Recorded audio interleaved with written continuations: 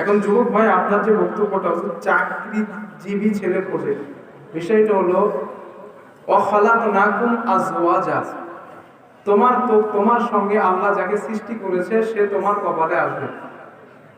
কথাটা বুঝে আসছে? কোন বাবা যদি সিদ্ধান্ত নেন যে আমি চাকরিজীবী ছেলে ছাড়া দেবো না, যদি তকদিরে না থাকে, কারো ক্ষমতা নেই জোড়া লাগানো।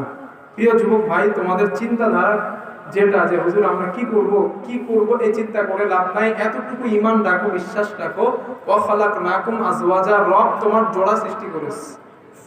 যে তোমার তকদিরে আছে সে তোমার কাছে আসবে 100%।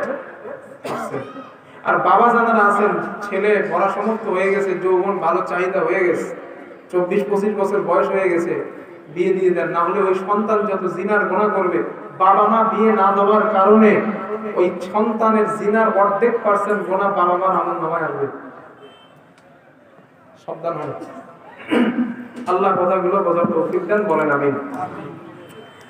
আমার প্রিয় ভাইরা, তো হুজুরে পাক সাল্লাল্লাহু